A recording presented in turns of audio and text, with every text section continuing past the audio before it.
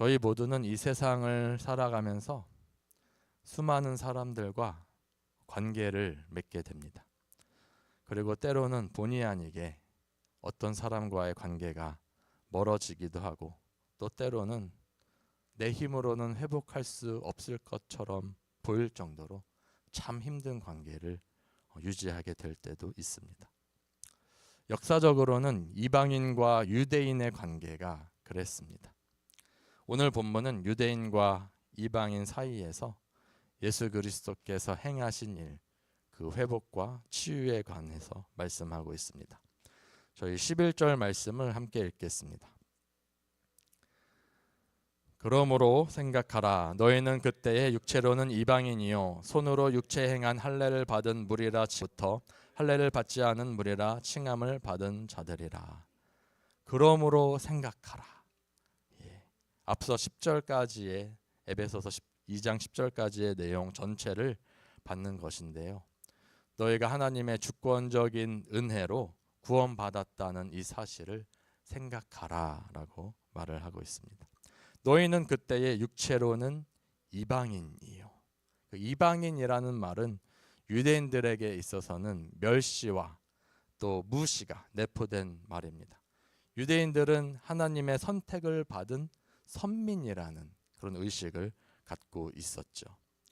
그래서 유대인 외에 이방인들을 멸시했습니다. 그리고 하나님께서는 그런 이스라엘 백성들에게 또 남자들에게 할례를 행하라고 명하셨는데, 유대인들은 마치 이것을 자신들만의 특권으로 여겨서 할례를 받지 않은 무리, 이 무리를 무할례당이라, 예전 성경 버전에는 그렇게 표현이 돼 있죠.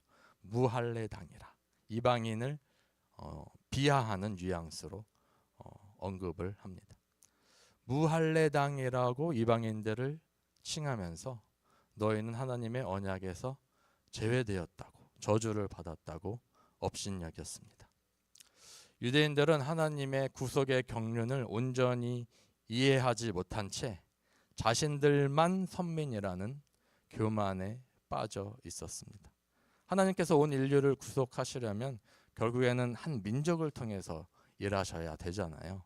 먼저 선택한 것이 유대인일 뿐인데 자신들만 구원받았다고 생각한 것이죠.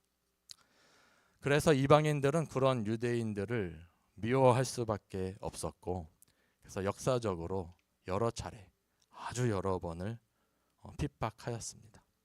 유대인과 이방인 사이의 갈등은 구약 시대부터 지금까지 항상 있어 왔던 것이죠. 그런데 예수 그리스도께서 십자가 사건을 통해서 그 모든 인종적 편견과 혈통적 편견과 또 문화적 편견을 제거하시고 그리스도 안에서 하나 되게 하신 것입니다. 이 부분은 이따 다시 나누도록 하겠습니다. 그러므로 생각하라. 너희는 육체로는 이방인이요 무할례당이라 칭함을 받는 자들이었다. 바울은 왜 굳이 이방인들이 유대인들에게 무시당하고 멸시당하였던 과거의 비참한 처지를 언급하고 있는 것일까요? 그것은 구원받은 지금의 상태에 대해서 하나님의 은혜를 깨닫고 감사하라고 그렇게 하는 것 같습니다. 12절에서 바울은 이어서 이렇게 말합니다. 함께 읽겠습니다. 그때 너희는 그리스도 밖에 있었고 이스라엘 나라 밖의 사람이라.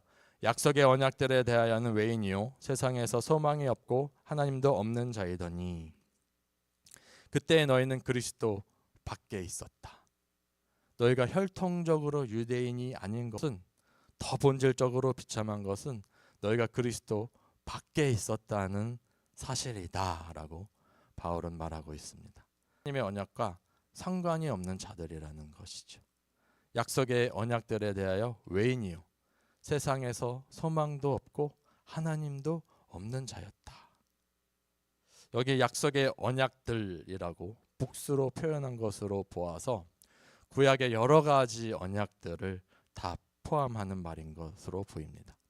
너희는 아브라함 언약과 상관이 없고 모세 언약과 상관이 없고 다윗 언약과 상관이 없다. 하나님의 약속과는 아무런 상관이 없다.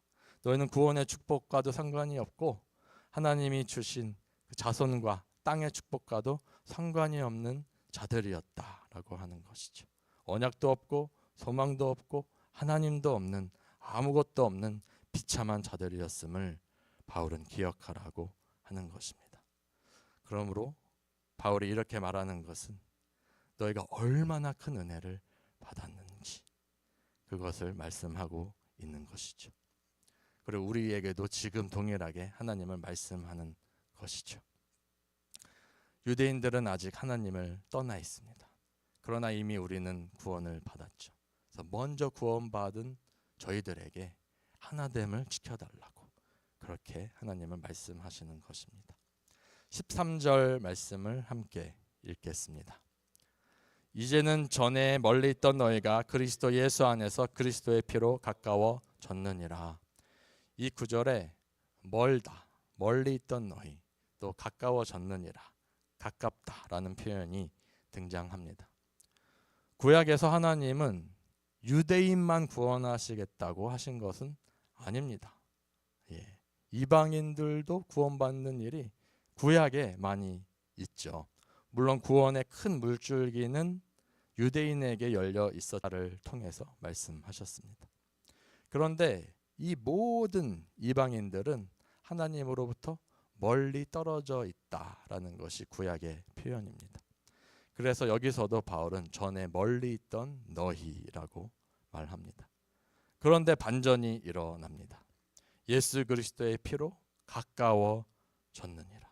언약도 없고 소망도 없고 하나님도 없던 이방인들이 예수 그리스도의 공로로, 저와 여러분도 오직 예수님의 십자가 공로로 이제는 가까워졌다라고 말하는 것이죠. 하나님이, 우리 예수님이 십자가에서 하신 일은 가깝게 하는 일이었구나 깨닫게 됩니다. 사랑하는 여러분, 하나님이 원하시는 것은 이 가깝게 하는 일입니다. 관계의 회복입니다. 하나님과의 관계의 회복, 또 이웃과의 관계의 회복, 수직적인 관계의 회복과 수평적인 관계의 회복, 이제 십자가에서 그것이 이루어진 것이죠. 저희 14절 말씀을 함께 읽겠습니다. 그는 우리의 화평이신지라 둘로 하나를 만드사 원수된 것 곧 중간에 막힌 담을 자기 육체로 하시고. 이 구절을 원어로 보면요, 화평 앞에 정관사가 있더라고요. 그 화평, 예수님만이 절대적인 화평이라는 것입니다. 예수님 없이는 그 어떤 화평도 결코 있을 수 없다는 것이죠. 죄로 말미암아 깨어졌던 하나님과 인간 사이의 관계가, 또 인간과 인간 사이의 관계가 예수 그리스도의 중재로 말미암아 회복될 수 있음을 우리에게 말씀하시는 것입니다. 둘로 하나를 만드사. 여기서 둘은 이방인과 유대인을 말합니다. 중간에 막힌 담을 자기 육체로 허셨다.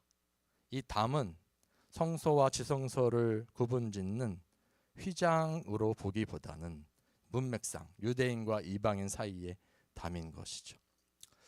역사가 요세푸스에 의하면 예수님 당시의 성전들에는 이방인의 뜰과 유대인의 뜰을 분할하는 담이 있었다고 합니다. 그리고 그 담에는 이렇게 쓰여져 있었다고 해요. 이 이상으로 이방인은 출입을 금지합니다. 그래서 그 담은 유대인과 이방인 사이의 갈등을 상징하게 되었습니다. 그런데 그 담을 예수 그리스도께서 십자가 사건을 통해 허무셨다고 하는 것이죠. 예수님이 십자가 죽음을 통해서 이루길 원하셨던 것은 저희 모두가 영적인 제사장이 되어서 하나님 앞에 나아가는 길을 얻는 것이었고, 또 유대인과 이방인이 주 안에서 하나 되는 것이었습니다. 15절 말씀을 함께 읽겠습니다. 법조문으로 된 계명의 율법을 폐하셨으니 이는 이 둘로 자기 안에서 한 새 사람을 지어 화평하게 하시고. 이스라엘 백성에게는 언약이 주어졌고 언약 백성 이스라엘은 율법을 지키며 살게 되었습니다. 언약의 상징인 율법은 한편으로는 유대인과 이방인을 구분짓는 막힌 담이 된 것이죠. 예수 그리스도께서는 십자가 구속을 통해서 유대인과 이방인을 구분짓는 그 율법을 폐하신 것이고 또 우리로 화평케 하신 것입니다. 이 구절에 이런 표현이 등장하죠. 한 세 사람. 한 세 사람. 한 세 사람이란 예수님 안에서 새롭게 된 사람들. 성령 하나님이 내주하시는 거룩한 무리, 집합, 연합체입니다. 우주적인 교회입니다. 예수 그리스도를 머리로 하는 몸된 교회를 말합니다. 언어와 민족을 초월해서 하나된 몸된 교회. 하나님이 원하시는 것이 그 하나됨인 줄 믿습니다. 제가 한국에서 군대를 제대하고 하나님, 제가 제대하고 나서 무엇을 해야 합니까? 이렇게 여쭈었던 적이 있어요. 바로 취직을 할까요? 아니면 하나님이 원하시는 것이 있습니까? 기도했을 때 이제 길이 하나 열렸어요. 그 YM의 DTS를 제가 가게 되었습니다. 캐나다 토론토로 가서 한 5개월 정도 훈련을 받았습니다. 세 달은 매주 주제를 달리해서 이제 강의를 들으면서 훈련을 받는 시간이었고, 그 다음 2달은 이제 선교를 간 것이었어요. 단기 선교를 갔는데 제가 아르헨티나로 가게 됐습니다. 세 곳의 지역을 방문했는데 마지막으로 방문했던 곳이 우슈아이아라는 아르헨티나의 최남단에 있는 곳이었습니다. 거기서 저희는 한 교회와 함께 한 보름 정도의 시간을 보내면서 사역을 했습니다. 하루는 그 교회 목사님이 저희 팀을 초청해서 섬겨주셨어요. 맛있는 식사를 하고 교제를 하는데 이런 고백을 하시더라고요. 자신이 유대인이래요. 예. 당시에 저는 본인이 유대인이라고 밝히는 사람을 처음 봤습니다. 그리고 유대인은 별로 보지 못했었어요. 한국에서 살다가 갔으니까. 그래서 별로 대수롭지 않게 여겼습니다. 돌아보건대 그분은 메시아닉 주였구나. 그리고 목사님의 식구들도 유대인이었고 또 그 교회 가운데 유대인들도 좀 더 있었던 것 같습니다. 그 교회에서 우리는 함께 저녁마다 예배를 드렸고, 또 아르헨티나니까 언어가 뭐겠습니까? 스페니쉬겠죠. 예배 가운데 제가 다 알아들었을까요? 거의 못 알아들었습니다. 그런데 주님의 은혜가 있도록 얘기하고 또 서로의 언어를, 한국어를 또 스페니쉬를 서로 가르쳐주며 재미있는 시간을 보내고 형제를 많이 느낄 수 있었습니다. 그런데 거기서 드린 예배 가운데 마지막 저녁날 드렸던 그 예배를 저는 잊을 수가 없습니다. 다 알아들을 수도 없는데도 주님의 강한 임재로 눈물을 안 흘릴 수가 없을 정도로 너무나 충만한 예배였습니다. 평생 잊을 수 없는 예배. 나중에 오늘 예배소서 본문을 보면서 그때를 회상해 볼 때 그런 생각이 들었습니다. 하나님이 왜 그렇게 강하게 임하셨을까 했을 때 유대인과 이방인의 하나됨을 하나님이 기뻐하셨구나. 그 예배 가운데 그래서 하나님이 그렇게 기쁘심으로 임하셨구나. 언어가 다르고 민족이 달라도 우리는 예배하는 분이 참 동일하다 하는 것을 그때 느낄 수 있었거든요. 한 성령으로 임하시는 것을 알 수 있었습니다. 저희가 나중에 천국에 가면 유대인 따로 이방인 따로 예배를 드리겠어요? 아니죠. 다 같이 하나 돼서 예배를 드리지 않겠습니까? 유대인과 이방인이 온전히 하나가 되어서 한 세 사람으로 예배를 드렸을 때 천상의 예배를 미리 맛보아 알 수 있었습니다. 그런 면에서 안디옥 교회의 OICC 비전이 얼마나 귀한지 모르겠어요. 언어와 민족과 나이를 초월해서 서로의 다름을 초월해서 하나 되어 나아가는 예배. 주님이 다시 오시면 모든 민족이 하나 되어 주님 앞에 예배함으로 나아갈 것인데 OICC 예배가 그 예배를 미리 연습하는 것이고 하늘의 예배를 미리 경험하는 것이구나 싶습니다. 말씀을 마치도록 하겠습니다. 사랑하는 여러분, 여러분은 모든 사람과 화평하십니까? 교회 안에 관계가 불편하신 분이 한 사람이라도 있지는 않으신지요? 관계의 회복이 필요한 분이 있으신지요? 우리는 살면서 관계상의 어려움을 겪을 수밖에 없다고 서두에 나누었습니다. 교회 안에서도 서로의 다름 때문에, 생각의 다름 때문에, 또 입장과 처지가 달라서 관계가 멀어지는 일이 비일비재합니다. 그러나 한 가지를 함께 기억하기를 원합니다. 나도 아직 완성되지 않았고 삶이 여전히 빚어가고 계시고 상대방도 여전히 하나님이 만들어가고 계시다는 것을요. 저희 21절과 22절 말씀을 함께 읽겠습니다.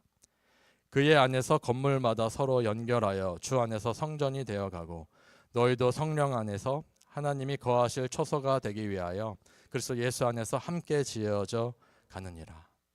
우리는 함께 지어져 가고 있습니다. 하나님께서 부족한 나를 용납하셨다면 하나님께서는 그 사람도 용납하신 것이고, 하나님이 나를 돕고 계시다면 하나님은 그분도 지금 여전히 돕고 계신 것입니다. 주님이 원하시는 것은 나 혼자 완성되는 것이 아니라 함께 지어져 가는 것입니다. 그래야 하나님께서 우리 안에 풍성하게 거하시는 것이죠. 저와 여러분이 더 넉넉한 사람이 되기를 원합니다. 하나님의 마음을 더욱 깨닫기를 원합니다. 아, 그럴 수도 있겠구나. 아, 그 사람의 입장은 나랑은 다르지. 주님이 나를 용납하셨으니 저 사람도 당연히 용납하시지. 저 사람의 어떠함의 문제가 아니라 속 좁은 내가 문제였구나. 주여 나를 용서하소서. 겸손하게 주님 앞에 나아갈 때에 막힌 담이 허물어질 줄 믿습니다. 저와 여러분이 하나님께 용납받은 자이기 때문에 더 많은 것을 품을 수 있고 하나님께서 기뻐하시는 몸된 교회를 하나 되게 하는 일에 귀하게 쓰임받는 은총이 저희 모두에게 있기를 예수님 이름으로 간절히 축원드립니다. 가능하신 분은 자리에서